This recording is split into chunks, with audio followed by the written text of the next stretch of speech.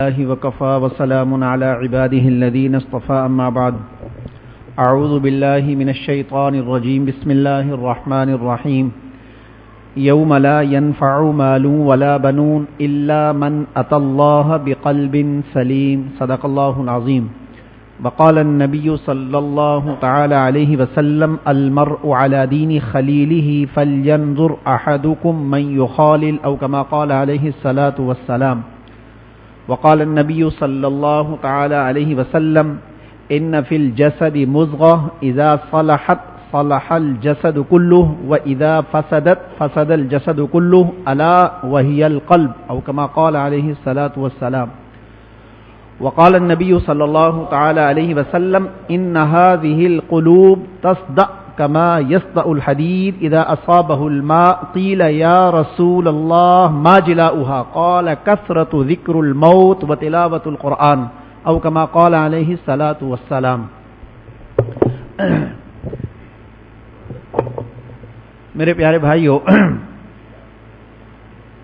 یہ جو میں نے آیات آپ کے سامنے پڑھی ہیں ان کی ابھی تشریح اللہ پاک کرنے کی توفیق عطا فرمائے. اس سے پہلے اپنے پیارے شیخ پیر و مرشد حضرت اقدس حضرت والا حضرت شاہ فیروز عبداللہ میمن صاحب دامت برکات عالیہ، جن کا میں غلام، جن کے پاؤں کی خاک، حضرت والا کے حکم پر عارف باللہ، محی سنہ، رومی ثانی، تبریز دوران، جنید وقت، حضرت مولانا شاہ حکیم محمد اختر صاحب رحمۃ اللہ علیہ کی کتاب ہے الہامات ربانیہ، اس میں سے پڑھ کر سنایا جا رہا ہے صفحہ نمبر 103. اصل چیز اللہ تعالیٰ کی رضا ہے.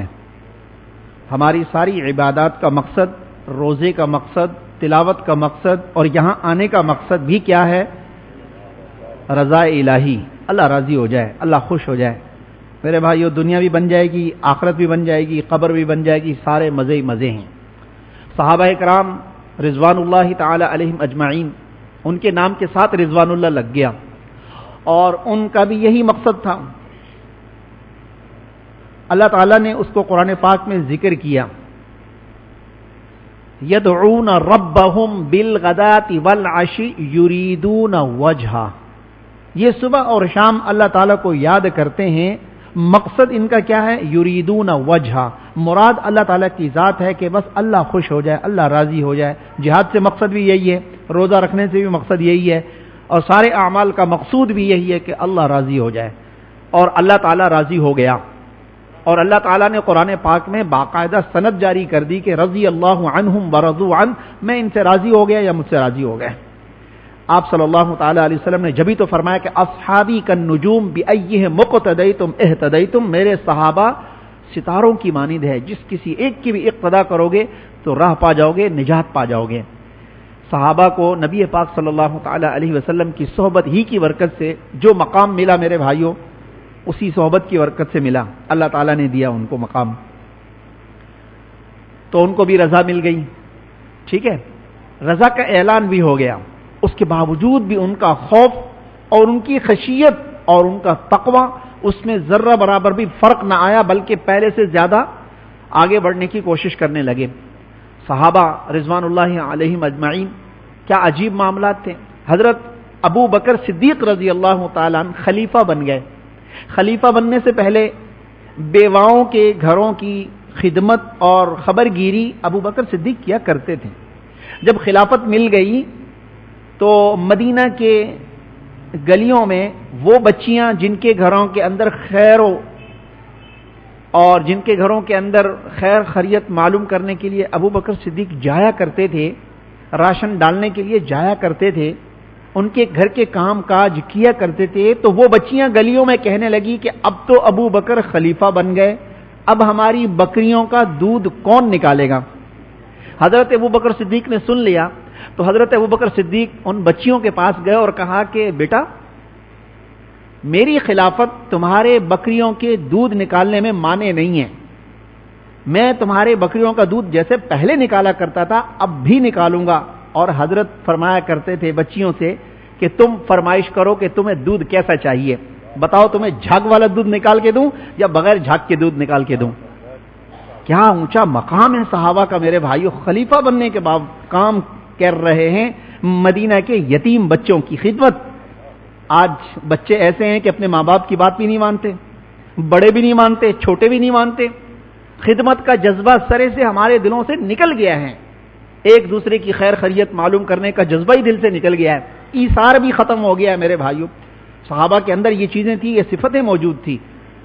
یہ تو واقعات اس لیے بتائے جاتے ہیں تاکہ میرے دل میں ایمان کو گرمی ملے اور میرے اندر خدمت کا جذبہ پیدا ہو. میں جو سستی اور کاہلی کا مظاہرہ کر رہا ہوں کم سے کم یہ چیز ختم ہو جائے. ابو بکر صدیق رضی اللہ تعالیٰ عنہ کا مقام کیا مقام ہے، اور جناب کیا کہہ رہے ہیں بچیوں سے. حضرت ابو بکر صدیق رضی اللہ تعالیٰ عنہ نے ایک لسٹ بنائی ہوئی تھی اپنے دور خلافت میں. مدینہ کے جتنی بیوائیں تھیں ان سب کے نام لکھے ہوئے تھے. ان کے شوہر کہاں گئے تھے؟ جہاد میں، اور شہید ہو گئے. شہیدوں کی بیویاں تھیں. اب ان کی خیر گیری، ان کی خبر گیری، ان کے گھر کے کام کاج ہر ایک کے ذمے لگا دیے تھے کہ فلاں کی جو ہے نا کام فلاں صحابی کے ذمے. حضرت عمر فرماتے ہیں کہ ایک دن میری نظر اس لسٹ پہ پڑ گئی. میں نے دیکھا کہ سب کے ناموں کے آگے کسی کسی کا نام لکھا ہوا ہے، ایک نام ایسا ہے کہ اس کے آگے کسی کا نام نہیں ہے. تو میں نے دل میں سوچا کہ ابو بکر صدیق کو شاید کوئی ملا نہیں، یہ خدمت کسی کے سپرد نہیں کی، لہذا اس کی خدمت بغیر ابو بکر صدیق کو بتائے اس کا گھر کا ایڈریس معلوم کر کے میں کروں گا. اور اس کا گھر کا ایڈریس معلوم کر کے حضرت عمر نے سوچا کہ فجر کے بعد معلوم کر لیا کہ بھائی اس کے گھر کے کام کاج جو بھی ہیں میں جا کے کر دوں گا. فجر کی نماز پڑھ کر سیدھا اس گھر پہنچے. دروازہ کھٹکایا، کہا عمر آیا ہے، آپ کے گھر میں پانی بھرنا ہے، کوئی سبزی لانی ہے، کوئی کام ہے تو بتا دیجئے. آواز آئی کہ ہمارے گھر کے سارے کام کوئی کر کے چلا گیا. حضرت عمر فرماتے میں بڑا حیران ہوا کہ فجر کی نماز کے فوراً بعد گیا ہوں، کام ہو گئے. ارادہ کیا کہ اگلے دن فجر سے پہلے جاؤں گا.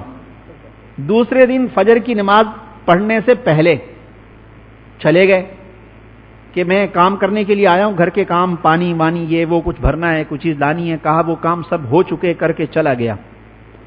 حضرت عمر فرماتے ہیں کہ یہ کون ہے بھائی، نماز سے پہلے کر کے کون جا رہا ہے؟ فرمایا تیسرے دن میں نے سوچا کہ میں تہجد کے وقت آ کے کر جاؤں گا.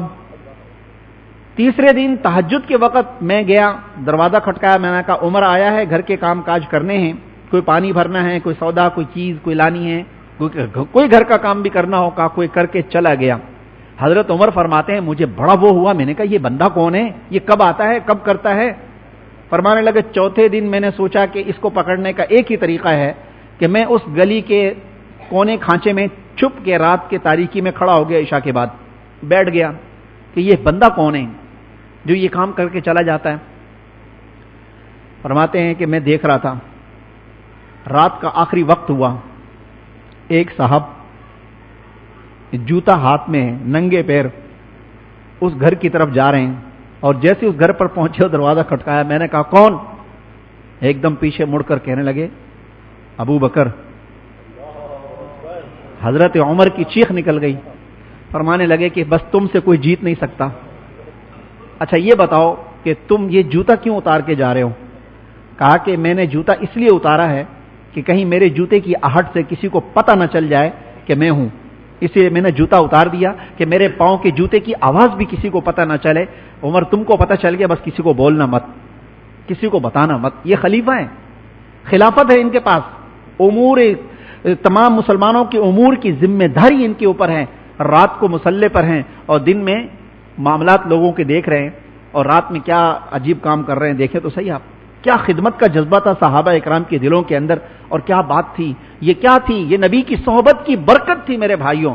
جس نبی نے اپنے گھر کے کام خود کیے ہیں اور صحابہ کے دلوں کے اندر وہ چیز نہیں آئی ہوگی میرے بھائیوں. ان کی اپنی عاجزی انکساری کیا، اللہم احینی مسکینہ وامیتنی مسکینہ واحشرنی فی زمرۃ المساکین. جس نے یہ دعا سکھائی ہو، جس نے یہ دعا پڑھی ہو، ان کے دل کے اندر عاجزی انکساری اور تواضع کس درجے کی ہوگی میرے بھائیوں. وہی چیز تو صحابہ اکرام کے دلوں میں منتقل ہوئی. صحبت میں تو یہی چیز ملتی ہے میرے پیارے بھائیوں. صحبت کا کیا فائدہ؟ یہ ایک گھنٹے کی صحبت، اتنی دور دراز سے بوڑھے بچے جوان ضعیف کہاں کہاں سے لوگ آئے ہیں بیٹھے ہوئے ہیں. یہ ایک دن کی ایک گھنٹے کی صحبت کو آپ ایسا نہ سمجھو کہ بس آئے اور بیٹھے اور چلے گئے. میرے بھائیوں اس کا اثر ہوتا ہے. ایک قطرہ اگر ٹوٹی کے نیچے سے گرتا رہے، ٹوٹی کو کس کے باندھ دو، لیکن پھر بھی ایک قطرہ اس کا ایک گھنٹے کے بعد گرے تو نیچے اگر ماربل کا پتھر بھی رکھا ہوگا اگر وہ تسلسل سے گرتا رہے تو 10 سال کے بعد اس ماربل کے پتھر میں کھڈا پاؤ گے. اب اگر جس قطرے سے 10 سال کے بعد جو قطرہ گرا اس نے ہلکا سا کھڈا کر دیا اور وہ خوش ہو گیا, اس نے نعرہ لگایا کہ جی میں نے کھڈا کر دیا, تو جو 10 سال پہلے قطرہ گرا تھا وہ کیس کر دے گا, ظالم میں بھی تو گرا تھا, میں نے بھی تو چوٹ ماری تھی, میرا کہاں جائے گا. تو یہ مت سمجھیں کہ جی ہم نے تو بس 10 سال سے بیان سنے, ہمارے تو آج میرے اوپر اثر ہوا, آج کی بات کا اثر ہوا. نہیں, وہ 10 سال سے جو سن رہے ہو, جو 10 مہینے سے جو سن رہے ہو, وہ سارا اثر کر رہا ہے. دل پہ چوٹ لگ رہی ہے, لگ رہی ہے, لگ رہی ہے. اب دل کے اندر اثر کب ہوتا ہے, دل میں کھڈا کب پڑتا ہے اللہ تعالیٰ کے عشق و محبت کا, یہ نہیں پتا, یہ کسی کو نہیں پتا میرے بھائیوں. اللہ تعالیٰ کی محبت اور نبی کا عشق میرے دل میں کب ایسا ہوگا کہ میں عاشق رسول بن جاؤں گا اور صادق رسول بن جاؤں گا, ہر سنت پہ میرا عمل ہوگا, کوئی بھی بات ایسی نہیں ہوگی جو خلاف سنت ہو. یہ موقع کب آئے گا, یہ دن کب آئے گا, یہ کسی کو نہیں پتا. اس لیے کہتے ہیں کہ صحبت اختیار کرتے رہو, صحبت اختیار کرتے رہو, آنا جانا رکھو. حکیم الامت مجدد ملت حضرت مولانا شاہ اشرف علی صاحب تھانوی رحمۃ اللہ علیہ کی صحبت میں خواجہ صاحب جا رہے ہیں, مفتی اعظم پاکستان مفتی محمد شفیع صاحب رحمۃ اللہ علیہ, مفتی اعظم پاکستان کے بیٹے صاحبزادے مفتی رفیع عثمانی صاحب اب تو رحمۃ اللہ علیہ ہو گئے, استاد الاساتذہ, اور ان کے بھی شاگرد پڑھا رہے ہیں. کتنے بڑے وقت کے ولی, کتنے بڑے وقت کے عالم, خادم طلبہ کے, ماشاءاللہ کیسی ان کی قربانیاں تھی میرے بھائیوں, کیا انہوں نے محنت کی. جنازے میں کیا عالم تھا, لوگوں نے زندگی میں قدر نہیں کی, مرنے کے بعد تو پھر جنازہ اتنا بڑا ہوتا ہے کہ بھانس لگانے پڑتے ہیں. تو میرے بھائیوں مرنے کے بعد تو پھر فیض منتقل نہیں ہوتا, نہ قبر سے فیض ملتا ہے, زندوں سے ملتا ہے میرے بھائیوں. زندگی میں تو کوئی پہچانتا نہیں, جانتا نہیں, مرنے کے بعد سب پہچان لیتے ہیں, جان لیتے ہیں. اب کیا فائدہ جاننے کا, پہچاننے کا, زندگی میں قدر کر لیں. شیخ الحدیث مولانا زکریا صاحب رحمۃ اللہ علیہ آخری عمر میں فرمایا کرتے, جب لوگوں کا رجوع بڑھ گیا تو شیخ الحدیث مولانا زکریا صاحب رحمۃ اللہ علیہ فرمایا کرتے تھے, بھائی جب دانت تھے تو چنے نہیں ملتے تھے کھانے کو, جب دانت تھے تو چنے نہیں ملتے تھے کھانے کو, اب چنے آ رہے ہیں تو دانت ہی نہیں ہے. ہم فرماتے تھے جب جوانی تھی ہماری, جب قوت اور طاقت تھی, اس وقت تو کوئی ہماری بات ہی نہیں سنتا تھا. تبلیغ میں جاتے تھے لوگ, دھکے دیتے تھے, گالیاں دیتے تھے, سب کچھ کرتے تھے.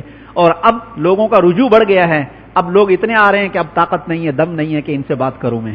حضرت فرماتے تھے بس چپ کر کے بیٹھ جاؤں, اور حضرت فرماتے تھے جس کو میری خاموش صحبت سے فائدہ نہیں ہوتا وہ دوبارہ نہ آئے. حضرت تقریر نہیں کرتے تھے, آخری عمر میں چپ کر کے بیٹھے رہتے تھے.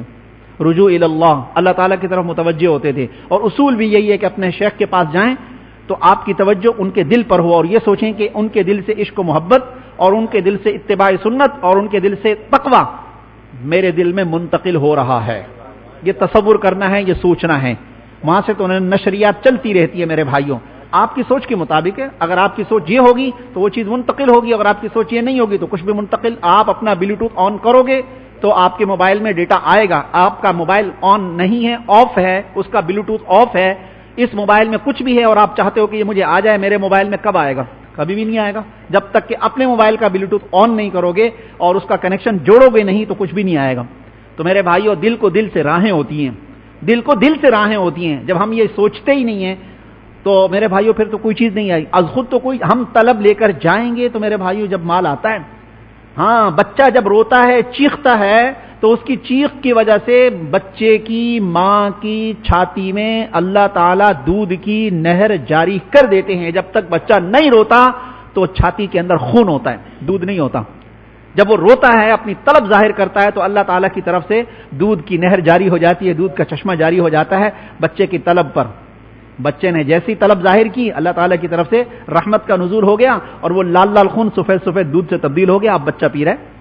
ایسے اللہ تعالیٰ کی رحمت کو اپنی طرف متوجہ کرنے کے لیے میرے بھائیو اپنی طلب تو دکھائیں اللہ تعالیٰ کو کہ ہم طالب صادق ہیں. اللہ تعالیٰ کو اپنی طلب دکھائیں, اللہ تعالیٰ سے روئیں. میرے بھائیو ابکو فإلم تبکو فتباکو, رونا نہیں آتا, رونے والی شکل بنا لو. جب بھی اللہ تعالیٰ کام بنا دیتے میرے بھائیو, ہم طلب ہی نہ دکھائیں, بے طلبے بیٹھے رہیں, استغنا کے ساتھ بیٹھے رہیں, جی ہونا ہوگا تو ہو جائے گا, باقی ہم نے تو جھکنا نہیں ہے. تو میرے بھائیو پانی بھی اسی طرف جاتا ہے تیزی سے جہاں ڈھلان ہوتا ہے, جہاں ڈھلان ہوتا ہے, چڑھائی کی طرف پانی نہیں چڑھتا میرے بھائیو. دل میں اگر اکڑ ہے, تکبر ہے کہ جی نہیں ہم تو ملنا ہے تو ایسے مل جائے گا, ویسے ہمیں کیا ضرورت ہے ملنے کی, ہمیں کیا ضرورت ہے جھکنے کی, ہمیں کیا ضرورت ہے اپنے حالات بتانے کی, ہمیں کیا ضرورت ہے اس چیز کی, تو میرے بھائیو پھر وہ متوجہ کوئی چیز نہیں ہوتی ہے. رحمت متوجہ ہوگی جب ہم طلب دکھائیں گے میرے پیارے بھائیوں. صحابہ کی طرف رحمت متوجہ ہوئی، اللہ تعالیٰ کی نصرت متوجہ ہوئی، کیوں؟ انہوں نے اپنے آپ کو جھکا دیا تھا، بلکہ مٹا دیا تھا، اپنا وجود ہی باقی نہیں رکھا انہوں نے۔ تو صحبت کی بات کر رہا تھا کہ صحبت کا اثر ہوتا ہے۔ یہ مفتی اعظم پاکستان بیٹھے ہوئے جناب، خواجہ صاحب بیٹھے ہوئے جناب، اتنے بڑے بڑے لوگ بیٹھے ہوئے مفتی صاحب کی مجلس میں۔ تو ایک دن خواجہ صاحب کہنے لگے، مفتی صاحب میرے دل کی ایک عجیب حالت ہے، پتہ نہیں صحیح ہے یا غلط ہے، آپ کے سامنے میں، بلکہ مفتی صاحب نے کہا خواجہ صاحب سے کہ پتہ نہیں کیا ہے، کیا کہا کہ جب حضرت کی مجلس میں بیٹھتا ہوں نا، بس دل کی حالت ایسی ہوتی ہے کہ سب سے گندا نالائق میں ہی ہوں، کمتر میں ہی ہوں، بالکل میری حالت ایسی ہوتی ہے۔ خواجہ صاحب کہنے لگے، مفتی صاحب اگر یہ حالت آپ کی ہے تو یہ حالت تو میری بھی ہوتی ہے۔ تو مفتی صاحب کہنے لگے تو پھر اپنے شیخ کو بتانی چاہیے۔ کہا بالکل ٹھیک ہے۔ اپنے شیخ تھانوی صاحب رحمۃ اللہ علیہ کو لکھا کہ ہماری حالت ایسی ہوتی ہے جب آپ کے پاس ہوتے ہیں۔ حضرت نے فرمایا کہ سچ پوچھو تو جب تم لوگ سب بیٹھے ہوتے ہو نا تو میری حالت بھی یہی ہوتی ہے، میری حالت بھی یہ ہوتی ہے کہ اتنے سارے لوگ بیٹھے ہوئے، میری کیا اوقات ہے، میری کیا حیثیت ہے۔ میرے بھائیوں، ہمارا تو کسی اس میں شمار ہی نہیں ہے، کسی کونے کھانچے میں بھی ہم نہیں آتے، کسی ذرے میں بھی نہیں آتے۔ میرے بڑے لوگوں کی بات نقل کر رہا ہوں، اس کو کہیں مجھ پر فٹ مت کرنا، میں اپنی بات نہیں کر رہا، بڑوں کو بات نقل کر کے بتا رہا ہوں۔ ہم تو کسی اس میں بھی نہیں آتے، کھانچے میں بھی نہیں آتے، کسی ذرے میں بھی نہیں آتے میرے بھائیوں۔ تو بدگمانی بھی نہیں کرنی چاہیے کہ کہیں اپنی طرف اشارہ کریں، نعوذ باللہ ایسا کبھی سوچ بھی نہیں سکتے ہم کہ اپنی طرف اشارہ کر لیں۔ اتنے بڑے ہیں، عاجزی دیکھیں، انکساری دیکھیں، حد درجے کی عاجزی، حد درجے کی انکساری، فنائیت کیا ہے میرے بھائیو؟ یہی تو چیزیں ختم کر دیا اپنے آپ کو، کچھ نہیں رکھا اپنا، کہ بس یہ ہماری حالت یہ ہوتی ہے۔ اب آپ بتائیں، اتنے بڑے بڑے وہ لوگ ہیں، وہ اپنی اصلاح کے لیے آگے بڑھ رہے ہیں اور اپنے حالات کو سب کو بتا رہے ہیں۔ تو صحبت کہ اب اپنے اس کی جو اثر ہے وہ طالبین کے اوپر پڑ رہا ہے اور اس کو ان کو فائدہ پہنچ رہا ہے میرے بھائیوں۔ ایسے ہی ہمارے پیارے شیخ فرماتے ہیں، اس کی مثال اس کو پڑھ لیتے ہیں، یہ باتیں تو پھر آگے بڑھتی جا رہی ہیں۔ فرمایا کہ اصل چیز رضا الہی ہے، یہ بھی اپنے حضرت پیارے شیخ کے حکم پر پڑھتا ہوں، اور اصل علم تو انہی کتابوں کے اندر ہے، ہمارے پاس تو کچھ بھی نہیں ہے، اور جو حضرت سے باتیں سنی ہے وہی نقل کر دیتا ہوں، اپنے پیارے شیخ کا بندر ہی ہوں، جو ان سے نقل کیا، جو ان سے سنا وہی آپ کو سنا دیتا ہوں میرے بھائیو۔ اللہ میرے دل میں بھی اتار دیں، اللہ ہم سب کے دلوں میں اتار دیں، اللہ عمل کرنے والا بنا دے مجھ سمیت ہم سب کو۔ تو فرمایا اصل چیز جو ہے وہ رضا الہی ہے، اللہ تعالیٰ کی رضا ہے۔ اس وقت اللہ تعالیٰ نے دل میں یہ بات ڈالی، ایک شخص دنیا میں کچھ مشہور نہیں ہوا، نہ کوئی تصنیف ہے، نہ اس کو خلافت ملی، نہ مریدوں کا ہجوم، غرض شہرت کے اس کے پاس کوئی اسباب نہیں، خلق نے اس کو جانا بھی نہیں، کون پیدا ہوا تھا اور کب مر گیا، اللہ نے اس کو چھپا لیا اور بے نام و نشان دنیا سے چلا گیا۔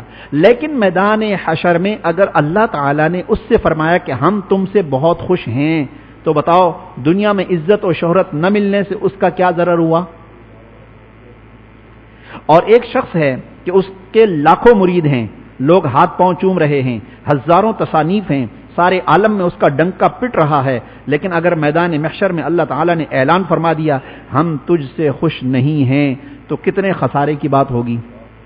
دنیا کی عزتیں اس کو جنت میں لے جائیں گی، دنیا کی عزتیں اور دنیا کے ہدیے تحفے تحائف کیا کریں گے؟ اس کا کچھ بھی نہیں کر سکتے میرے بھائیو، خسارہ ہی خسارہ ہے۔ معلوم ہوا کہ چھوٹائی اور بڑائی کا تعلق تصانیف اور خلافت اور شہرت اور عزت سے نہیں ہے، اصل چیز رضا الہی ہے۔ اگر رضا الہی حاصل ہے تو یہ چیزیں نہ بھی ہوں تو کوئی ضرر اور نقصان نہیں ہے، اگر یہ چیزیں حاصل ہوں لیکن رضا الہی حاصل نہ ہو تو ساری دنیا کی شہرت بیکار ہوگی۔ بس اگر بغیر طلب کے اللہ تعالیٰ دنیا میں کوئی نعمت عطا فرما دے تو شکر کرے، لیکن اصل چیز رضا الہی ہی کو سمجھے کہ اصل چیز رضا الہی ہی ہے۔ اللہ راضی ہے، دنیا میں کوئی شہرت نہیں، دنیا کے اندر کوئی بھی نہیں جانتا، کوئی بات نہیں۔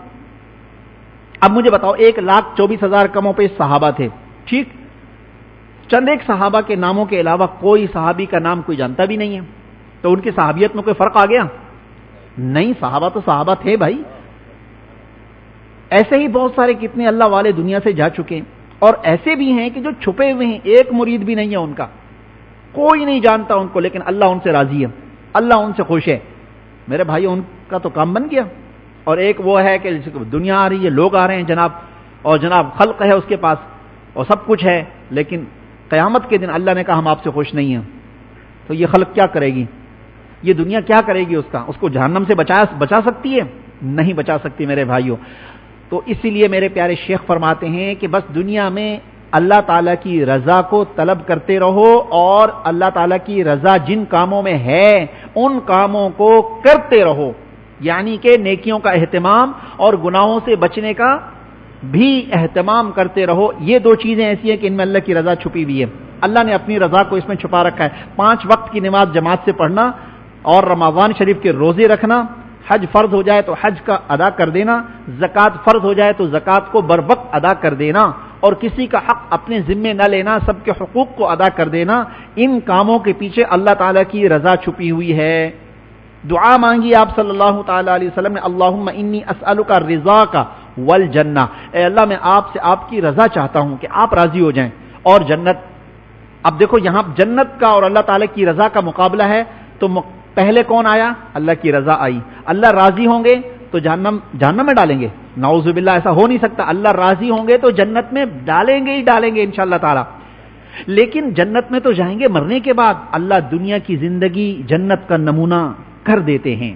جی اللہ جس سے خوش ہوتے ہیں، اللہ جس سے راضی ہوتے ہیں تو جنت تو ملے گی مرنے کے بعد، لیکن اللہ اس کی دنیا کے اندر ایسی خوشیاں عطا فرما دیتے ہیں، اللہ ایسا چین ایسا سکون عطا فرما دیتے ہیں، جو چین جو سکون اللہ تعالیٰ اس کو جنت میں دیں گے نا، اس کا ایک پرتو، ایک نمونہ، ایک ذرہ ایک بھیک اللہ تعالیٰ دنیا میں عطا فرما دیتے ہیں.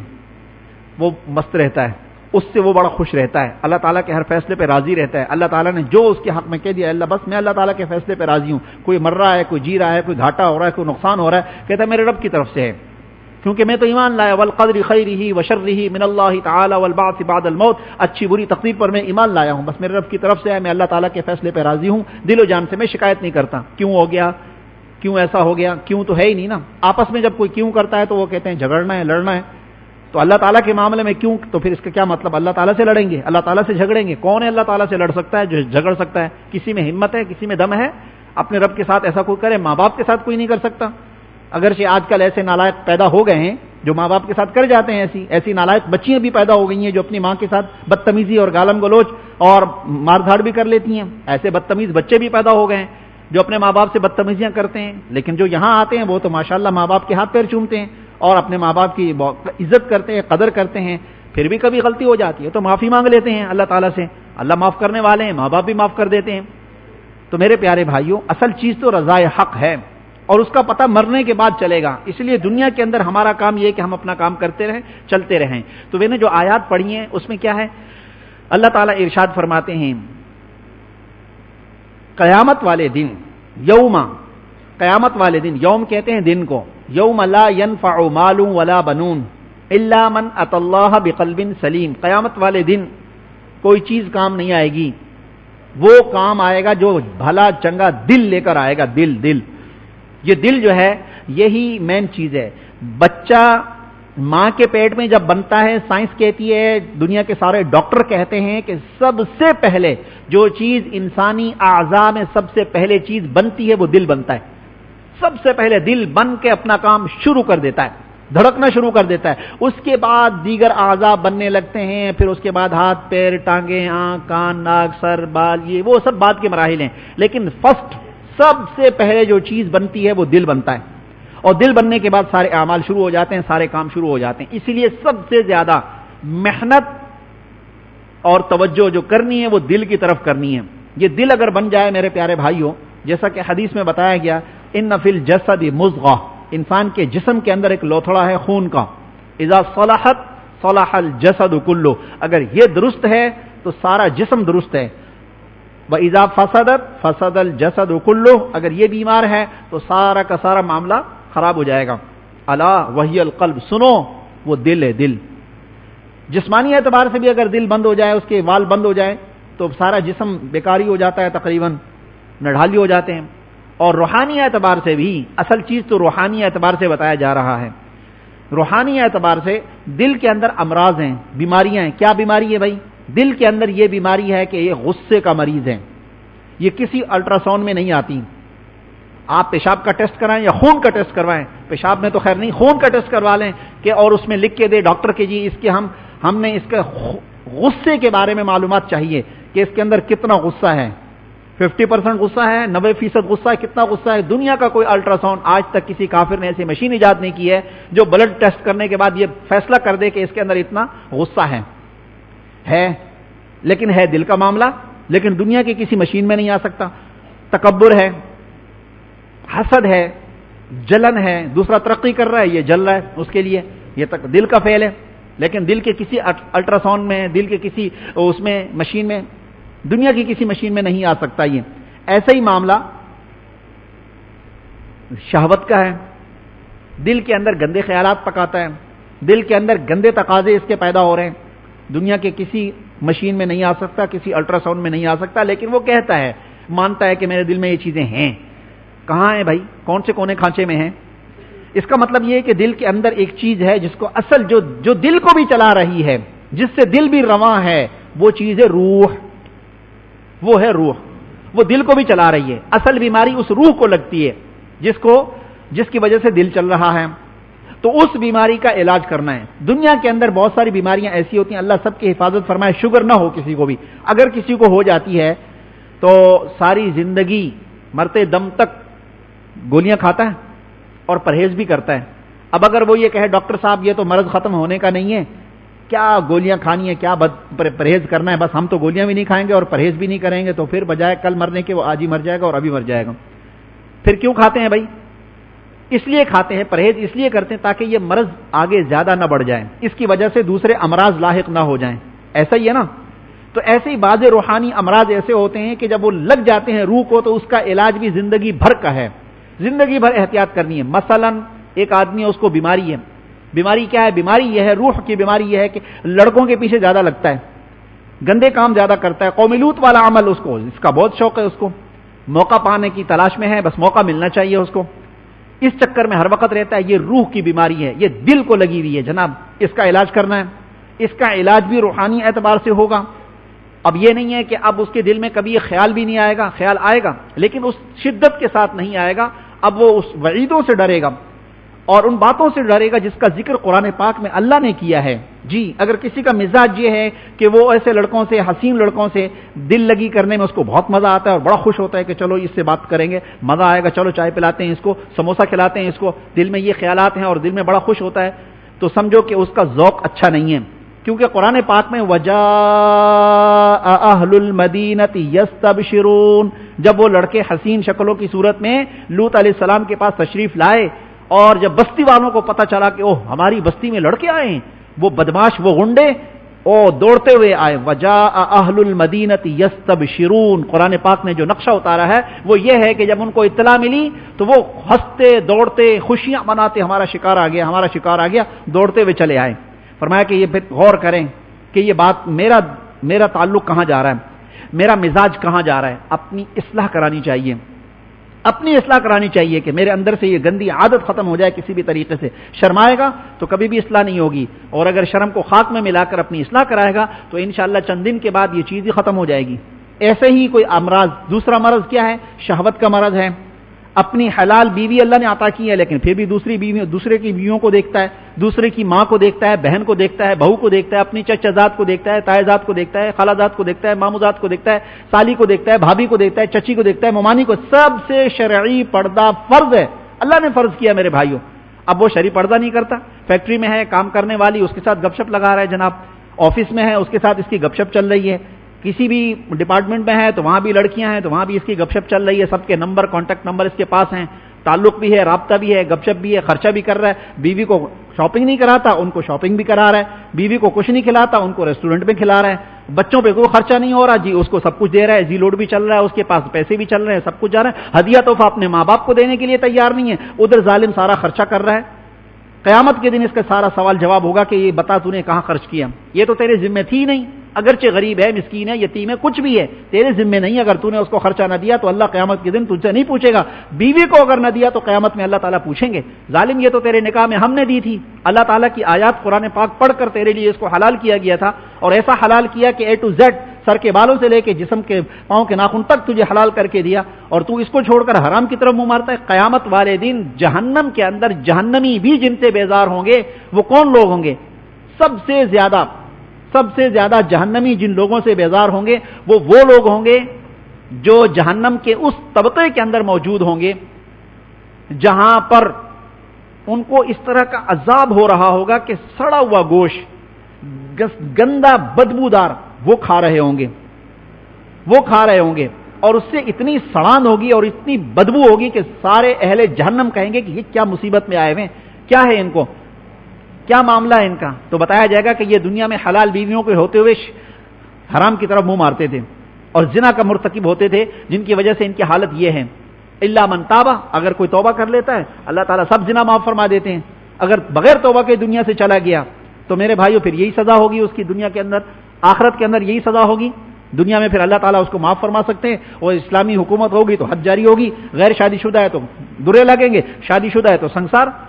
اور پھر یہ نبی علیہ السلام کے دور میں ہوا، صحابہ کرام میں ایک صحابی سے اللہ تعالیٰ نے ایسا معاملہ ہو گیا، تاکہ یہ اسلامی نظام جب نافذ ہو جائے تو اس کے بعد پھر حدود کیسے جاری کی جائیں گی وہ سارا دکھا دیا گیا، اللہ تعالیٰ نے سب سمجھا دیا، بتا دیا کہ اس طریقے سے ہوتا ہے۔ تو ہاں، معافی کا دروازہ اللہ نے کھول کے رکھا ہوا ہے، اللہ نے ستاریت کی چادر ڈال دی ہے، کبھی غلطی ہو گئی اللہ سے معافی مانگ لیں، توبہ کریں، روئیں، اتنا روئیں، اللہ تعالیٰ کو رحم آ جائے، اللہ تعالیٰ کو پیار آ جائے۔ کتنے ایسے ہیں جو ولی بن گئے، پہلی زندگی ان کی ایسی ہی تھی، لیکن اللہ تعالیٰ سے روئے، معافی مانگی، اللہ تعالیٰ نے معاف بھی ایسا کیا کہ اللہ نے اپنا پیارا بنا دیا۔ حالانکہ پہلے سابقہ زندگی ان کی ایسی گندی زندگی تھی، بالکل گندی زندگی تھی، لیکن جب اللہ نے پیار کیا تو اللہ والے بن گئے۔ مایوسی نہیں ہے میرے بھائیوں، مایوسی نہیں ہے۔ زنا بھی ہو گیا، اللہ سے معافی مانگ لو، اللہ اپنا ولی اور دوست بنانے پہ قادر ہیں، اللہ کے لیے کوئی مشکل نہیں ہے میرے بھائیوں۔ غلطی ہو گئی، ختم ہو گئی بات۔ لیکن یہ امراض ہیں، اگر ہم اس کا علاج نہیں کرائیں گے تو آج ایک سے دوستی ہے، کل دو سے ہو جائے گی، پھر تین سے ہو جائے گی، پھر چار سے ہو جائے گی، پھر پانچ سے ہو جائے گی، پھر چھ کو لے کے بیٹھے رہیں گے، اور پھر سارا دن یہی ہوگا، بیوی اچھی نہیں لگے گی، بیوی کی ہر بات پہ غصہ آئے گا، بیوی کو مارے گا، طلاق کی دھمکیاں دے گا، دھکے دے گا، اور یہی کرے گا، یہی ہوگا۔ میرے پیارے شیخ فرماتے ہیں یہ تو بالکل ایسا ہی ہے کہ بھائی وہ ایک آدمی ایک گلی سے گزرا، مارکیٹ سے، پکوان کی دکان، سارے پکوان بیٹھے ہوئے ہیں، کوئی کوفتے بنا رہا ہے، کوئی ٹکے بنا رہا ہے، کوئی باربیکیو بنا رہا ہے، اور جناب کوئی بریانی بنا رہا ہے، اور خوشبوئیں دماغ پہ چڑھی، اس کے کوفتے، ٹکا بوٹیاں، ایسی خوشبوئیں، دھوئیں اٹھ رہے ہیں جناب، اس کے دماغ میں سب وہی گھر میں پہنچا کا بیگم کھانا، اس نے ارڑ کی دال آگے رکھ دی۔ اب اس کو بھوک بھی ہوگی تو وہ نہیں کھائے گا، کہ کیا دماغ میں کیا گھس گیا؟ ٹکے بوٹیاں گھس گئی دماغ میں، بریانیاں کوفتیاں گھس گئی، اور وہ خوشبوئیں گھس گئی۔ اب گھر کے اندر سادی دال اچھی لگ نہیں رہی۔ فرمایا ایسے ہی ہے بالکل، باہر نکلتے ہیں میک اپ کر کے، جو لڑکیاں باہر نکلتی ہیں بے پردہ گھومتی ہیں، گناہ کبیرہ کا ارتکاب کرتی ہیں، گندا لباس، تنگ لباس، چست لباس، آدھا لباس پہنتی ہیں۔ جب ان کو دیکھے گا، بار بار دیکھے گا، سڑکوں پہ گھومنے والی، مارکیٹوں میں گھومنے والی، آفسوں میں، ریلوے اسٹیشن پر، ایئر ہوسٹس اور ایئرپورٹوں پر، اب جب بیگم گھر میں آیا تو بیگم کی تو حالت ہی کچھ اور ہے، اور اس نے 3 قسم کے برفیوم لگا رکھے ہیں، ایک پسینے کا برفیوم،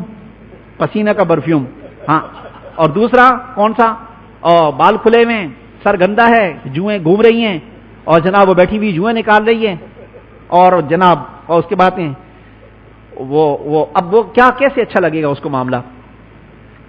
اسی لیے حدیث پاک میں کہا کہ نیک بیوی، سمجھدار بیوی وہ ہے کہ اپنے میاں کے آنے سے پہلے تیار ہو جائے، اپنے میاں کے لیے سمجھدار وہی ہے، عقل مند وہی ہے۔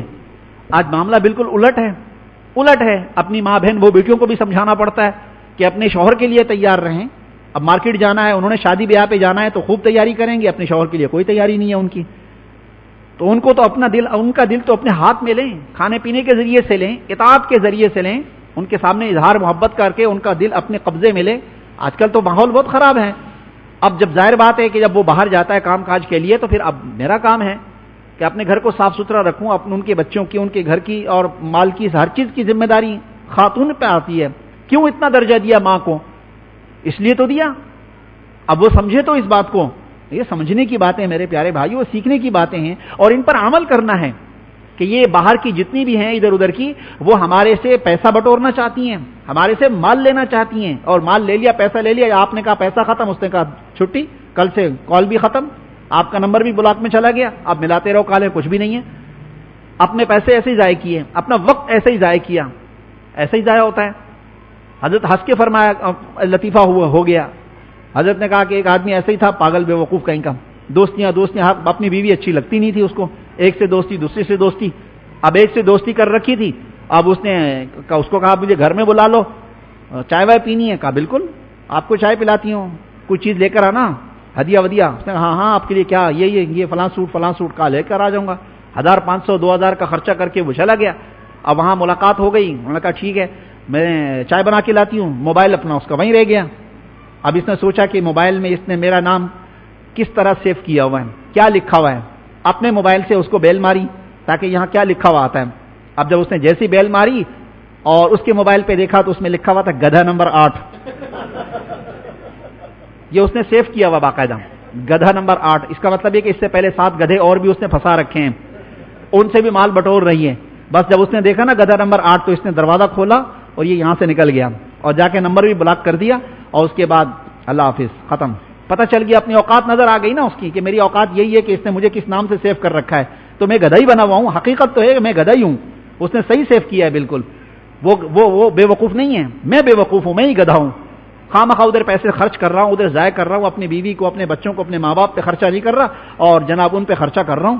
تو میرے پیارے بھائیو آج کل تو حالات یہی ہیں، یہ معاملات چل رہے ہیں. ہم بے وقوف بنے ہوئے ہیں، بس جناب اپنے پیسوں کو ضائع کر رہے ہیں، اپنے اوقات کو ضائع کر رہے ہیں. یقین جانیے میرے پیارے بھائیو، ساری حرکتیں اگر توبہ نہ کی، یقین جانیے سب کی سب، جہاں پارکوں میں، ہوٹلوں میں، جہاں جہاں ملاقاتیں، آفسوں میں، ادھر ادھر، یہ سب سیف ہو گئی ہیں. موویاں بن چکی ہیں. آج کل تو کیمرے ہر جگہ لگے ہوئے ہیں اور بعضوں کے کیمرے خراب بھی ہوتے ہیں. یہ کیمرے خراب ہو بھی سکتے ہیں، ہو بھی جائیں گے، ریکارڈنگ ان کے پاس خراب بھی ہو سکتی ہے، لیکن اللہ تعالیٰ کی طرف سے جو ریکارڈنگ ہے وہ تو ہے نا، وہ تو سیو ہے، وہ تو خراب ہی نہیں ہوتی. قیامت کے دن اللہ تعالیٰ یہ ساری ریکارڈنگ کھول دیں گے جناب. وَوُضِعَ الْكِتَابُ فَتَرَى الْمُجْرِمِينَ مُشْفِقِينَ مِمَّا فِيهِ وَيَقُولُونَ يَا وَيْلَتَنَا مَا لِهَذَا الْكِتَابُ لَا يُغَادِرُ صَغِيرَةً وَلَا كَبِيرَةً إِلَّا أَحْصَاهَا وَوَجَدُوا مَا عَمِلُوا حَاضِرًا وَلَا يَظْلِمُ رَبُّكَ أَحَدًا. قرآن پاک نے ایک نقشہ کھینچ دیا ہے. یہ سارے کے سارے سیف ہو چکے معاملات. الا من تاب، اپنے موبائل سے ڈیلیٹ کر دیا تو اور بات ہے، نہیں کیا تو ڈیٹا محفوظ ہے نا، اس میں محفوظ ہے. اب یہ سارے گندے کام تو ہم نے کر لیے، سب تو ریکارڈنگ اللہ تعالیٰ کی طرف سے سیف ہو گئی. اور ایک جگہ نہیں، 4 جگہ اللہ سیف کرتے ہیں جناب. جی کرامن کاتبین یعلمون ما تفعلون، ادھر سیف ہو گئی. اليوم نختم على افواههم وتكلمنا ايديهم وتشهد ارجلهم بما كانوا يكسبون. بال قیامت کے دن گواہی دے گا. چشم گوید کرد ام غمزہ حرام، گوش گوید چید ام سوء الکلام، لب گوید ہم چنی وہ سیدھا عام، دست گوید ہم چنی دو سیدھا عام. یہ سب چیزیں قیامت کے دن گواہی دیں گی. جی آج جن کو ہم اپنا سمجھتے ہیں یہ اپنے نہیں ہیں، نہ ہاتھ اپنے ہیں، نہ کان اپنا ہے، نہ زبان نہ ہونٹ اپنے. میرے بھائیوں قیامت کے دن یہ سب گواہیاں ملیں گی. الا من تاب، الا یہ کہ کسی نے پکی توبہ کر لی کہ مر جاؤں گا، جان دے دوں گا، آج کے بعد میں یہ کام نہیں کروں گا، تو اس نے گویا کہ ڈیلیٹ مار دیا. 4 بٹن ہے ڈیلیٹ کے، وہ 4 بٹن دبا دیے، سب ڈیٹا ڈیلیٹ ہو گیا. زنا کا بھی ڈیلیٹ ہو گیا اور سارے چما چاٹی کی بھی ڈیلیٹ ہو گئے اور سب جو کچھ بھی کیا سب ڈیلیٹ ہو گیا. اللہ تعالیٰ خود ڈیلیٹ. اذا تاب العبد انسى الله الحفظہ. جب کوئی بندہ توبہ کرتا ہے، اللہ سے معافی مانگتا ہے، اللہ فرشتوں سے نہیں مٹاتے، اللہ تعالیٰ خود انسى الله، اللہ خود مٹا دیتا ہے. ایسا پیارا مالک، ایسا پیارا مولا میرے بھائیوں، جو فرشتوں سے بھی نہ مٹوائے، خود مٹا دے. ہمارے عیبوں پہ اللہ نے خود پردہ ڈال دیا. ایک کانٹا رو رہا تھا، کہنے لگا اے اللہ میں تو کانٹا ہوں، اللہ آپ نے مجھے کانٹا پیدا کیا ہے، میرا عیب کیسے چھپے گا؟ اس اللہ تعالیٰ نے جو رحمت ہے، سراپا رحمت ہے، کانٹے کی دعا کو سن لیا. اللہ نے اس کانٹے کے منہ پہ پھول اگا دیا. گلاب کا پھول کہاں ہوتا ہے؟ اس کے پیچھے کانٹا لگا ہوتا ہے. جہاں گلاب کا پھول جاتا ہے کانٹا بھی وہاں ساتھ ساتھ چلا جاتا ہے. اس کانٹے کو گلاب کے پھول سے الگ نہیں کر سکتے میرے بھائی. اعمال کے اعتبار سے ہم کانٹے ہیں. اللہ تعالیٰ سے دعا کر لیں کہ اللہ ہم تو کانٹے ہیں، اللہ ہمارے عیبوں کو چھپا دیجئے. اللہ تعالیٰ ہمارے عیبوں کو پتہ نہیں کہاں کس انداز سے چھپا سکتے ہیں میرے بھائیوں. مولانا رومی رحمۃ اللہ علیہ فرماتے ہیں، اللہ اکبر، ان کی مناجات کیسی مناجات ہیں. وقت کا ولی اور ولیوں کا سردار میرے بھائیوں، اللہ تعالیٰ سے کس انداز سے عاجزی انکساری کی حد ہے. عاجزی اور انکساری کی حد ہے، ختم ہے عاجزی انکساری. اتنا اللہ نے سب کچھ دے رکھا ہے لیکن اپنے آپ کو کیا سمجھ رہے ہیں اور کس طرح اللہ تعالیٰ سے فریاد کر رہے ہیں. آج ہم تھوڑی سی عبادت کر لیتے ہیں، تھوڑا تقوی اختیار ہو جاتا ہے، ہم سمجھتے ہیں ہم ہی ہمیں، بس دوسرا تو کچھ ہے ہی نہیں، اس کی کوئی حیثیت نہیں، کوئی اوقات ہی نہیں. تو اللہ تعالیٰ اس کے گناہوں کو خود مٹا دیتے ہیں. جی جو اللہ سے معافی مانگتا ہے 4 شرطوں کے ساتھ، جس نے بھی معافی مانگی، کتنا ہی گناہ کیا ہو اس نے، اللہ سب مٹا دیتا ہے. لیکن شرط یہ کہ پکا ارادہ ہو، بس اب آج کے بعد مر جاؤں گا، جان دے دوں گا، اپنے موبائل کو آگ لگا دیں، اپنے موبائل کو جلا کے خاک کر دیں، بیچ دیں، ڈیٹا سارا ڈیلیٹ کر دیں، جو گندی چیزیں اس میں سیو کی ہیں سب مٹا دیں، گانے وانے، تصویریں اور لڑکیوں کے کانٹیکٹ نمبر سب ختم کر دیں، اللہ سے کہہ دیں اللہ بس مجھ سے غلطی ہو گئی، آج کے بعد سب ختم۔ پھر یہ گناہ چپکیں گے آپ کے ساتھ، جی جنہوں نے یہ سارے مزے لوٹے ہیں وہ کب آپ کو چھوڑیں گے؟ جی پھر اللہ تعالیٰ سے دعا کرنی ہے کہ یا اللہ گر ہزاراں دام باشد بر قدم، گر ہزاراں دام باشد بر قدم، چوں تو بامائی نباشد ہیچ غم، اے اللہ میرے قدم قدم پہ گناہوں کے جال لگے ہوئے، قدم قدم پہ گناہوں کے جال لگے ہوئے، ہر گناہ مجھے اپنی طرف کھینچتا ہے، نیٹ اپنی طرف کھینچتا ہے، لڑکی اپنی طرف کھینچتی ہے، لڑکا اپنی طرف کھینچتا ہے، گانے فلمیں مجھے اپنی طرف کھینچتی ہیں، اے اللہ میرے قدم قدم پر گناہوں کے جال بچھے ہوئے ہیں، گر تو ماں بائی نباشد ہیچ غم، اے اللہ اگر تو میرے ساتھ ہو جائے، اے اللہ تیری نصرت اور مدد میرے ساتھ ہو، مجھے کوئی غم کی ضرورت نہیں ہے، جب آپ کی مدد اور نصرت میرے ساتھ ہے تو مجھے پھر کچھ پریشان ہونے کی ضرورت نہیں ہے۔ بچہ گلی میں نکلتا ہے، دیکھتا ہے کتا کھڑا ہوا ہے، ڈرتا ہے کتے سے، آگے نہیں بڑھتا، اپنے ابا کو بلاتا ہے، ابا کے ساتھ جاتا ہے، ٹھیک ہے، اب ابا کے ساتھ چل رہا ہے نا تو اب وہ شیر ہو کے چل رہا ہے، اب کتے کو بھی وہ تنگ کر رہا ہے، اس کو پتا ہے کیوں کہ میرا باپ میرے ساتھ ہے نا، اگر کتے نے ہو بھی کیا تو میرا باپ اس کو چھوڑے گا نہیں۔ تو میرے پیارے بھائیو، ربا ہیں، ربا، آپ نے ربا کو بلایا کہ اللہ شیطان یہ آپ کا کتا ہے، بڑا کتا ہے آپ کا، مجھے بڑا پریشان کرتا ہے، اللہ آپ میری مدد فرما دیجئے، انشاءاللہ اللہ کی نصرت اور مدد اترے گی تو پھر آپ میرے بھائیو نفس اور شیطان کو بھی الو بنا کے نکل جائیں گے آگے۔ اللہ تعالیٰ سے دعا کریں میرے بھائیو، جس نے بھی رب کو بلایا ہے میرے بھائیو، اللہ تعالیٰ کی مدد اور نصرت اس کے ساتھ ہوئی ہے۔ ایک غیر مسلم کافر اپنے بت کو کہتا ہے صنم صنم صنم، زندگی گزار دی اور اونگ آ گئی، پکارتے پکارتے سمد منہ سے نکل گیا، آواز آئی لبیک یا عبدی لبیک یا عبدی لبیک یا عبدی، 3 دفعہ آواز آ گئی، اٹھایا کلاڑا، اپنے بت کے ٹکڑے ٹکڑے کر دیے، ظالم زندگی گزر گئی، تیرے آگے بیٹھا ہوں اور سنم سنم کرتا ہوں، تو نے 1 دفعہ جواب نہیں دیا، مسلمانوں کے خدا کا نام غلطی سے نکل گیا، آواز آ گئی کہ میرے بندے میں حاضر ہوں۔ ایسا کریم مالک ہے میرے بھائیوں، اس رب سے ہمارا پالا پڑا ہے جو رب ہے، رب پالنے والا ہے، غلطی سے منہ سے نکلا، کیسا اللہ تعالیٰ کی طرف سے جواب آیا میرے بھائیوں؟ جو اللہ تعالیٰ کو ویسے بلائے گا اللہ تعالیٰ کی طرف سے جواب نہیں آئے گا۔ نصرت اور مدد آتی ہے جب دل سے ہم انہیں چاہیں گے، وہ خود ہی کرم فرمائیں گے۔ ہم دل سے تو اپنے رب کو بلائیں، دل سے تو اللہ تعالیٰ کو چاہیں میرے بھائیوں، اپنی دل سے اپنی اصلاح کا ارادہ پکا کریں، کچھ بھی ہو جائے میں سارے گناہ چھوڑنے کے لیے تیار ہوں، اللہ مجھے معاف فرما دیجئے، اللہ میرے گناہوں کو مٹا دیجئے۔ اللہ تعالیٰ امحو آثار ذنوبنا، اللہ تعالیٰ اس کے گناہوں کے آثار و نشان سب مٹا دیں گے۔ قیامت کے دن تو اللہ اگر توبہ نہ کی اور اسی آسرے میں مر گیا، دنیا سے چلا گیا، تو اللہ تعالیٰ پھر کیا کریں گے؟ اللہ ایک اسکرین لگا دیں گے۔ آج بھی سائنس یہ کہہ رہی ہے کہ ہم ایسی اسکرین ایجاد کرنے والے ہیں کہ جو ہوا میں کھل جائے گی، ہوا میں کھل جائے گی اسکرین، جناب آپ جو دیکھنا چاہیں اس میں دیکھ لیں۔ اور دنیا والے اللہ کی مخلوق ہو کر ظالم کے بچے وہ ایسی چیز بنانے کے لیے تیار بیٹھے ہوئے ہیں کہ وہ اسکرین ہوا میں کھل جائے اور آپ اپنا سارا ڈیٹا اس ہوا میں دیکھتے رہیں۔ جناب جو خالق ہے اس کائنات کا، جو مالک ہے اس کائنات کا، جس نے انسان کو عقل دی، جس نے انسان کو شعور دیا ہے، وہ خالق کائنات، وہ مالک کائنات، وہ کیا کچھ کرنے پر قادر نہیں ہوگا؟ وہ ڈیٹا کہاں کھولے گا؟ میدان حشر میں اللہ ڈیٹا کھول دیں گے اور کہیں گے اقرأ کتابک کفی بنفسک اليوم علیک حسیبا، ادھر دیکھ، اسکرین لگ گئی جناب، اور اپنی زندگی کو دیکھنا ہے، بچپنے کو دیکھنا ہے، وہ دیکھ تو کیا کر رہا ہے، اپنے ہاتھ سے منہ کالا کر رہا ہے، چھپ کے پردے ڈال دیے، دروازے بند کر دیے، لاک لگا دیے تو نے، واش روم میں کیا کر رہا ہے ادھر دیکھ، وہ دیکھے گا اپنی حرکتوں کو، اگر توبہ کر لی سب مٹ گیا، سب ختم، ڈیٹا ہے ہی نہیں، ریل خالی بھی نہیں چلے گی، اللہ تعالیٰ وہاں نیکیاں ڈال دیتے ہیں جناب، اتنے پیارے ہیں اللہ، اللہ سب کا سب ڈیٹا ختم کر دیتے ہیں، مٹا دیتے ہیں، خود ہی مٹا دیتے ہیں میرے بھائیوں۔ اب توبہ کی ہم نے 4 شرطوں کے ساتھ، 4 شرطوں کے ساتھ، جس نے بھی توبہ کی، کتنے گناہ ہوں، 10 سال کے ہوں، 20 سال کے ہوں، 50 سال کے ہوں، 60 سال کے ہوں، ایک تو اسلام لاتے ہی اللہ سارے گناہ معاف فرما دیتے ہیں۔ الاسلام یہدم، اسلام جو ہے سارے گناہوں کو منہدم کر دیتا ہے، ختم کر دیتا ہے۔ جیسے اسلام لایا 100 سال کا کافر، اللہ تعالیٰ اس سے 100 سال کا کفر کا حساب نہیں لیتے۔ اسلام لایا نا، اللہ کو اس نے مان لیا، 100 سال اس نے کفر کیا، شرک کیا، سب معاف ہو گیا اسلام لاتے ہی۔ ایسے ہی بندہ جب توبہ کرتا ہے، اللہ سے معافی مانگتا ہے، گڑ گڑاتا ہے، روتا ہے، اللہ تعالیٰ اس کے سارے گناہوں کو معاف فرما دیتے ہیں۔ 4 شرطیں ہیں، 4 بٹن ہیں۔ بٹن نمبر 1 ان یقلع عن المعصیہ، اس گناہ سے جس میں وہ مبتلا ہے الگ ہو جائے، گناہ سے الگ ہو جائے بالکل، اب گناہ کے ساتھ قربت اور گناہ کے ساتھ تعلق چھوڑ دے، دور ہو جائے، کانٹیکٹ نمبر کاٹ دیں، تعلق ختم کر دے، ہدیے تحفے جلا دے، اس گلی سے نہ گزرے، اس وہاں اپنا سب دور کر دے، انقطاع ختم، تعلق ختم۔ نمبر 1 یہ شرط ہے۔ دوسری شرط کیا ہے؟ دوسری شرط یہ ہے کہ ان یندم علیہا، اس کو اس پر ندامت طاری ہو جائے، افسوس دل میں ہو جائے کہ یہ مجھ سے غلط ہو گیا، یہ میں نے غلط کر دیا، دل سے نادم ہو جائے۔ نمبر 3 ان یعزم عزما جازما، ایسا پکا ارادہ کرے کہ اللہ بس جو غلطی ہو گئی سو ہو گئی، تو مجھے معاف کر دے، آئندہ مر جاؤں گا، جان دے دوں گا، دوبارہ میں یہ گناہ تو کروں گا ہی نہیں، اللہ تو بس میری حفاظت فرما، بس میری پکی توبہ، پکا ارادہ کرے، کچھ بھی ہو جائے نہیں کروں گا میں، ٹھیک ہے۔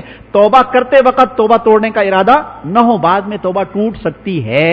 جی شیطان تو کان میں آ کر یہ کہے گا ہاں توبہ کر رہا ہے، بلی 100 چوہے کھا کے حج کو چلی، تیری شکل ہے، بڑی توبہ کی ہے تو نے، پھر وہی گناہ کرتا ہے۔ ہمارے پیارے شیخ فرماتے ہیں، جن کا میں غلام، جن کے پاؤں کی خاک، فرماتے ہیں بلی 100 چوہے کھا کے حج کو چلی، ماسکو تو نہیں گئی نا، گئی تو مدینہ گئی نا، کہاں گئی؟ تو میرے پیارے بھائیو، اگر اس نے گناہ کیے ہیں 100، تو گناہ کرنے کے بعد اگر آیا بھی تو اپنے رب کے دروازے پر ہی آیا نا، اپنے رب کے گھر پہ ہی آیا نا، اللہ کے دروازے کو ہی کھٹکایا نا اس نے، اور کہاں گیا؟ تو یہ تو ایسے ہی شیطان تو ہے مایوس، اللہ تعالیٰ سے مایوس کرتا ہے، اللہ تعالیٰ کے بندوں کو اللہ تعالیٰ سے دور کرتا ہے، اس کا کام ہی یہی ہے۔ تو ہم نے شیطان کی بات نہیں سننی۔ تین بٹن بتا دیے نا، 3 بٹن ہو گئے۔ چوتھا یہ ہے کہ جس کا حق مارا ہو اس کا حق اس کو واپس کر دے۔ گھڑی چرائی ہے واپس کر دو، موبائل چرایا ہے واپس کر دو، چارجر چرایا ہے واپس کر دو، پین کاپی اٹھائی ہے واپس کر دو، پیسے چرائے ہیں امی کے پرس سے، اپنے ابا کے جیب سے، واپس کر دو، یا تو معافی کرا دو۔ اپنے استاد کے پیسے اٹھائے ہیں، کسی دوست کے پیسے اٹھائے ہیں، یا کوئی چیز اٹھا کر ایسے ہی کھا گئے ہیں۔ شروع کی بات ہے ماشاءاللہ، ایک اسکول کالج میں پڑھنے والے لڑکے، اب انہوں نے اپنی اصلاح کرانی شروع کی تو کہا کہ ہم نے چھولے والوں کے چھولے کھائے، پیسے نہیں دیے، اب وہ چھولے والا ہے ہی نہیں، اب کیا کریں؟ میں نے کہا جتنے پیسے آپ نے کھائے ہیں، جتنے پیسوں کے چھولے کھائے ہیں، اتنے پیسے اس کی طرف سے صدقہ کی نیت کر کے ادا کر دو، پھر اگر وہ کہیں سے نکل آیا تو آپ کو دینے پڑیں گے پیسے، وہ صدقہ آپ کی طرف لوٹ جائے گا۔ تو ایسا بھی ہے، کئی ایسے ہیں کہ انہوں نے کہا ہم نے مرغیاں چرائی ہیں پڑوس کی، تو میں نے کہا واپس کر دو، کہا شرم آتی ہے واپس کرتے ہوئے، اب کیا کریں؟ میں نے کہا تم خرید کے خاموشی کے ساتھ ان کو دے دو بس، اور نیت یہ کر لو کہ ان کا مال تھا، میں نے ان کو لوٹا دیا، چھٹی ہو گئی۔ دنیا کی شرم ساری یہ کم ہے میرے بھائیوں، بلکہ عزت ملتی ہے۔ ایک لڑکا پڑھتا تھا اپنے قاری صاحب کے پاس، وہ قاری صاحب نے مانیٹر بنایا ہوا تھا، اس کو سب بچوں سے فیسیں وغیرہ وصول کرتا تھا، اور 2-4 فیسیں اپنے جیب میں مار دیتا تھا۔ اب جب وہ یہاں آیا، اس کو سمجھ آئی، تو نوجوان اب وہ کہنے لگا کہ اب میں قاری صاحب کو کیسے بتاؤں کہ میں پیسے چھپا لیتا تھا؟ میں نے کہا آپ بتا دو۔ کہا کہ قاری صاحب تو ماریں گے۔ میں نے کہا کہ مار کھا لو، کتنے ڈنڈے ماریں گے تم کو؟ جان سے مار دیں گے کیا؟ اب وہ گیا ڈرتے ڈرتے کہ قاری صاحب ایک بات ہے، آپ مارنا نہیں مجھے، بڑا ہو گیا، داڑھی آ گئی، کہنے لگے کیا ہے؟ بس میرے پاس جو ہے نا ہے بھی نہیں، میں نے آپ کے جو حساب لگایا ہے، آپ نے مجھے مانیٹر بنایا تھا تو میں نے آپ کے اتنے پیسے مارے تھے، 1500 تھے، پتہ نہیں 1000 تھے، کتنے تھے، اب میرے پاس اتنی طاقت نہیں ہے کہ میں آپ کو یہ پیسے لوٹا دوں، یا تو آپ معاف کر دیں یا پھر میں اپنے جیب خرچ میں سے تھوڑا تھوڑا دیتا رہوں گا۔ قاری صاحب نے سینے سے لگایا، پیار کیا اور کہا کہ بیٹا آپ کو احساس ہو گیا نا، بس میں نے معاف کر دیا، جاؤ کوئی بات نہیں، 1 روپیہ بھی دینا نہیں پڑ، آخرت میں بھی حساب بے باک ہو گیا۔ ایسے اپنے باپ کے پیسے چراتے ہیں بعض لوگ، ہیں ایسے بعض عورتیں اپنے شوہر کے پیسے چرا لیتی ہیں۔ ارے شوہر کے پیسے چرا کے کیا کرو گی؟ وہ اس کو بتا دو کہ میں نے اتنے پیسے اٹھا لیے، لیکن خاموشی سے اس کے جیب سے نکال دینا۔ اگلے دن وہ پہنچا وہاں، اس نے اپنے حساب سے کہ میرے جیب میں 500 روپے پڑے ہوئے، اب چیز خریدی سارا کچھ، جیب پہ ہاتھ مارا، روپیہ ہی نہیں ہے۔ گھر میں آیا، پوچھا کیا ہوا؟ میرے پیسے کہاں گئے؟ ہاں وہ میں نے اٹھا لیے، میں نے وہاں دینے تھے۔ اللہ کی بندی پہلے بتا دیتی، میں نے دھوکہ کھا لیا وہاں پہ۔ اب یہ چوریاں ہیں جی، آپ پوچھ کے لے لو یا اٹھانے کے بعد بتا دو، کوئی ایسا مسئلہ نہیں ہے۔ ہاں جو جلاد قسم کے لوگ ہوتے ہیں، آپ ان کی جیب میں کوئی ہاتھ لگا کے دکھائے جی، پھر دیکھو کیا مطلب، ڈنڈے ملیں گے، انڈے تو نہیں ملیں گے وہاں، تو کوئی ہاتھ نہیں۔ جو شوہر کریم ہوتے ہیں بیچارے کچھ نہیں کہتے ہیں، انہی کی جیبیں خالی ہو جاتی ہیں اور انہی کی چیزیں آگے پیچھے ہو جائیں۔ ان کو پتہ ہے کہ یہ رحیم ہے اور جناب ان کو غصہ تو کم آتا ہے، آتا بھی ہے تو کنٹرول میں رہتا ہے، تو اب اس کا ناجائز فائدہ نہ اٹھائیں، اپنی اصلاح کی فکر کریں، ٹھیک ہے۔ تو جب بندہ توبہ کر لیتا ہے، اور چوتھا حق یہ، چوتھی شرط یہ ہے کہ جس کا حق مارا اس کا حق واپس کر دیں۔ باپ کے انتقال کے بعد بہنوں کا حصہ ہے وہ دے دیں۔ کتنے میرے دوست ایسے ہیں الحمدللہ یہاں موجود ہیں، مجلس کے اندر موجود ہیں، اپنے والد کے انتقال کے بعد انہوں نے اپنی جائیدادوں میں سے، والد کی جائیدادوں میں سے اپنے بہنوں کو حصہ دیا، باقاعدہ دیا، اس کے لیے ان کو 10 چکر کاٹنے پڑے. وہ گئے گاؤں میں زمین کو بیچا, اپنے بہنوں کے نام فروخت کیا, ان کو دیکھا دیکھی اور لوگوں نے بھی اپنی بہنوں کے حصے ادا کر دیے. کہا یہ دے سکتے ہیں تو ہم کیوں نہیں دے سکتے بھائی, بہن کا حصہ ہے. یہ اللہ تعالیٰ کی طرف سے جبری حق ہے, جبری حق دینا ہی دینا ہے. بہن لاکھ کہے کہ میں نے معاف کر دیا, اس کی معافی کا تو اعتبار ہی شریعت نے نہیں کیا, دینا ہی دینا ہے. اب یہاں کیا ہے, اب باپ کے انتقال سے پہلے ہی پہلے باپ کے سارے کاروبار کو کنٹرول میں پکڑ لیا اور باپ کی ہر چیز کو اپنے کنٹرول میں لے لیا, ابا کو بھی کنٹرول میں لے لیا. اب جناب اس کے بعد وہ کہتے ہیں یہ تو کاروبار ہی میرا ہے سب. اب شرعی مسئلے پوچھیں مفتی صاحبان سے, وہ بتائیں گے کہ کس کس کا حق کتنا کتنا بنتا ہے. عجیب اور غریب مسئلے مسائل آتے ہیں, ایسی گدیاں بنا کے لے آتے ہیں, اس کو سلجھاتے بناتے بناتے بھی بعض اوقات 6 مہینے لگ جاتے ہیں. اب یہ مفتیان کرام آپ سے فیس لیتے ہیں, 1 روپیہ نہیں لیتے. کاغذ ان کا, قلم ان کا, وقت ان کا, مطالعہ یہ کرتے ہیں, سب کچھ یہ کرتے ہیں, آپ کو مسئلہ حل کر کے دیتے. ہم پھر بھی ان سے بدگمان ہیں, ہم پھر بھی ان کے بارے میں جو ہے نا دل کے اندر اپنے شکوک اور شبہات رکھتے ہیں, اور ہم پھر بھی دل کے اندر جو ہے نا ان کے کوئی محبت نہیں, کوئی ان کے بارے میں کوئی فکر کی بات ہی نہیں ہے. جو اتنا ہمارے لیے کر رہے ہیں اور ہم ان کے بارے میں بدگمان, اور ہمارے دل میں کوئی ان کے بارے میں کچھ ایسی بات نہیں ہے. وہ تو ہمارے محسن ہیں جو اتنا کچھ کر کے ہمیں بالکل مسئلہ تیار کر کے دے رہے ہیں, اور ہمیں ان کا کیا لینا دینا میرے بھائیوں. اگر غلط بتائیں گے تو جہنم, صحیح بتا رہے ہیں تو پھر تو میرے بھائی عمل کرنا چاہیے اس پہ. بہت سے لوگ اس پہ بھی تکبر کرتے ہیں, ان کو کیا پتا جی ہمارے حالات تو ایسے. ہم جو حالات بتائیں گے, مفتی کو تو غیب کا علم ہے نہیں, وہ تو ہمارے حالات کے مطابق ہمیں جواب دے گا. جو ہم نے پوچھا وہ اس کا جواب دے گا, جو لکھ کے دیں گے وہ اس کا جواب دے گا. اس کو کیا پتا آپ کے حالات کیا ہیں. سچ لکھو گے تو وہی, جھوٹ لکھو گے تو اب اس کو تو نہیں پتا, وہی تو اس کے اوپر نہیں آتی, کشف اس کو نہیں ہوتا, الہام اس کو نہیں ہوتا. آپ نے جو سوال لکھا اس سوال کا جواب آپ کو مل گیا, پھر کہتے نہیں اس طرح تو نہیں, اس طرح ہے. تو میرے پیارے بھائی, ہم اپنے آپ کو بھی دیکھیں کہ ہم کیا کر رہے ہیں. تو جب بندہ اپنی اصلاح کروا لیتا ہے تو پھر یہ دھوکہ, یہ فراڈ اور یہ جھوٹ اور دوسرے کی اس طرح تذلیل کرنا, تحقیر کرنا, پھر یہ چیزیں نہیں ہوتی میرے پیارے بھائیوں. اور یہ چیزیں تو اچھی ہیں بھی نہیں, یہ چیزیں ہونی بھی نہیں چاہیے کہ ہم کسی کی تذلیل کریں یا ہم کسی کو حقیر سمجھیں. میرے بھائیوں, حقیر تو سمجھنا ہی نہیں ہے. مجھے کیا پتا کہ بھائی اس کے کیا معاملہ ہے اللہ تعالیٰ کے ساتھ. ہاں, اللہ تعالیٰ اس سے پیار کرتے ہوں اور میں اللہ تعالیٰ کے کوئی ایسی بات ایسی ہو, اللہ تعالیٰ مجھ پہ ناراض ہوں, میرے کو اپنا تو نہیں پتا میرے بھائیوں. نہ اس وقت کسی کے اوپر وحی آ سکتی ہے, نہ کوئی کشف ہو سکتا ہے, نہ کوئی الہام ہو سکتا ہے. میں کیوں اس کو حقیر سمجھوں, میں کیوں اس کو ذلیل سمجھوں میرے بھائیوں. اگر کسی کا گناہ نظر آتا بھی ہے, آپ کہو کہ بھائی اس کا گناہ تو ہے, یہ نزلہ زکام کا مریض ہے, یہ صحیح ہو جائے گا. میں جس گناہ میں مبتلا ہوں, میرے اندر جو عادت ہے وہ تو کینسر والی ہے. کینسر کا مریض تو کبھی نزلے اور زکام والے مریض پہ ہنستا ہی نہیں ہے. اپنے مرض کو دیکھیں کہ میں سخت مرض میں مبتلا ہوں, اس کو اگر ہلکا سمجھیں گے تو اصلاح بھی نہیں کروائیں گے, اصلاح نہیں کروائیں گے تو وہ مرض پکا ہوتا چلا جائے گا میرے پیارے بھائیوں. تو بات یہ ہے کہ جو قرآن پاک کی میں نے آیت پڑھی اس کی تشریح اور اس کی علامہ علوسی رحمۃ اللہ علیہ نے جو 5 تفسیریں کی ہیں, آج ارادہ تو تھا کہ وہ بیان کروں گا, لیکن اللہ تعالیٰ کی مرضی, جو اللہ تعالیٰ دل میں ڈالتے ہیں, ٹرینڈ تو اس طرف چلتی ہے میرے بھائیوں. بیان تو اللہ تعالیٰ کرواتے ہیں, ہم تو کچھ بھی نہیں کر سکتے میرے بھائیوں. اللہ تعالیٰ کی ذات پر ایمان بڑھ جاتا ہے, یقین بڑھ جاتا ہے جب یہ سوچتے ہیں کہ ہم یہ بولیں گے اور وہ بول نہیں سکتے اور بات کہیں اور چلی جاتی ہیں. تو اللہ تعالیٰ کی طرف سے معاملات ہوتے ہیں, سارے کے سارے من جانب اللہ ہوتے ہیں. میں بھی محتاج ہوں, اپنی نیت سے آتا ہوں, اپنی اصلاح کی نیت سے آتا ہوں, آپ کے قدموں کو اپنی نجات کا باعث سمجھتا ہوں. میرے پیارے شیخ فرماتے ہیں کہ جو آنے والے ہیں ان کا 100% قبول ہے. جو اوپر بیٹھا ہوا ہے اس کے سر پہ تلوار لٹکی ہوئی ہے, اس کے سر پہ تلوار لٹکی ہوئی ہے, جی اس کا کچھ نہیں پتا. کیا پتا اس کے دل میں بڑائی آ جائے, کیا پتا اس کے دل میں نشہ آ جائے, کیا پتا اس کے دل میں آ جائے اتنے سارے لوگ بات سن رہے ہیں. تو بھائی میرے دل کو تو اللہ جانتے ہیں, آپ تو نہیں جانتے. میں آپ سے جھوٹ تو کہہ سکتا ہوں, لیکن اللہ تعالیٰ سے کون جھوٹ کر سکتا ہے, اللہ تعالیٰ کو کون دھوکہ دے سکتا ہے میرے بھائیوں. اللہ تعالیٰ مجھے ہم سب کو معاف فرمائے, اور اللہ تعالیٰ میری آپ کی جس کی جو جائز تمنا ہے. ایک دوست نے فون کیا سعودی عرب سے, ان کے مالی معاملات ہیں, کچھ پریشانیاں ہیں بیچارے کے کاروبار کے, اللہ تعالیٰ ان کی پریشانیاں دور فرمائیں. اس کے علاوہ اور جتنے دوست ہیں دعاؤں کے لیے کہتے ہیں, یہ بوڑھے بزرگ بیٹھے ہوئے بیمار ہیں, ان کے قاری صاحب بیٹھے ہوئے بیچارے اتنے دعاؤں کا کہتے ہیں, اتنے بزرگ ہیں, ضعیف ہیں, چل نہیں سکتے.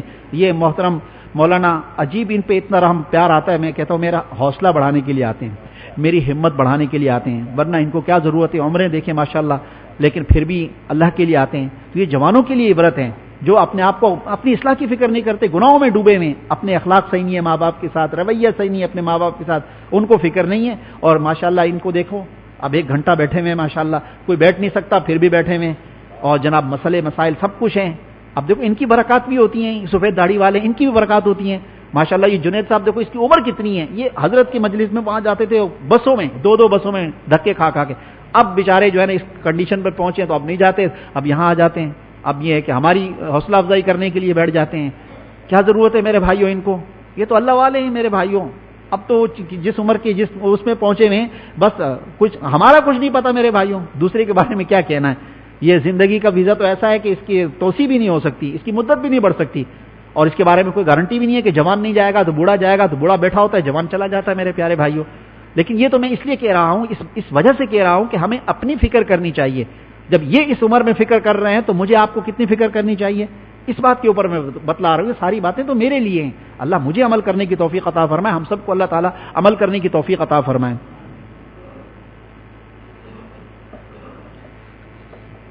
سیدھے کر کے دیا کرو، بعض الٹے کاغذات ہوتے ہیں۔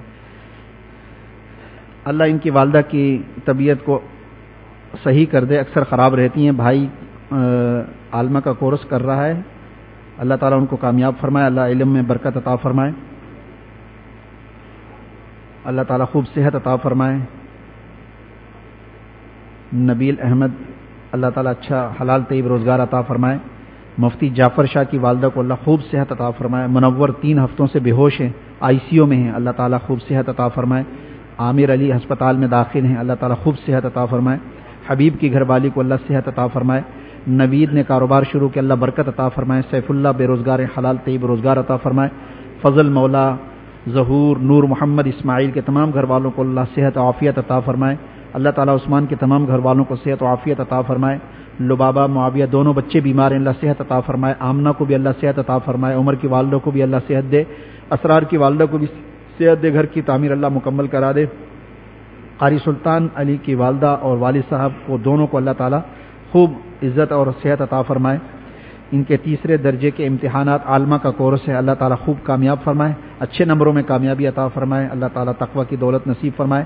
امیر زادہ بھائی کے والد صاحب کو اللہ خوب صحت عطا فرمائے۔ فرمان بھائی کی جائز حاجات کو اللہ تعالیٰ پورا فرما دے۔ نعیم کے تمام گھر والوں کو اللہ صحت عطا فرمائے، سب کو اللہ روحانی جسمانی صحت عطا فرمائے۔ اہلیہ کو طبیعت ناساز اللہ صحت عطا فرمائے۔ ابو بکر اور ایمن حفظ کر رہے ہیں، اللہ تعالیٰ دونوں کو حافظہ بنا دے۔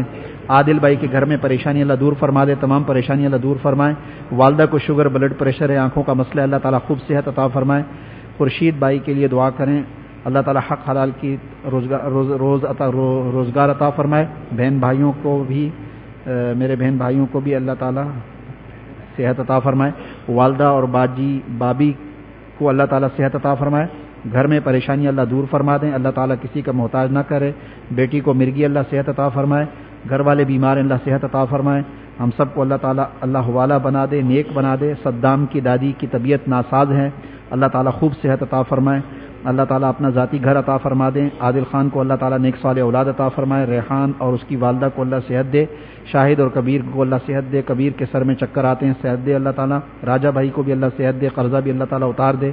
ان کے لیے دعا فرمائیں، انسانیت اور آدمیت پیدا ہو جائے۔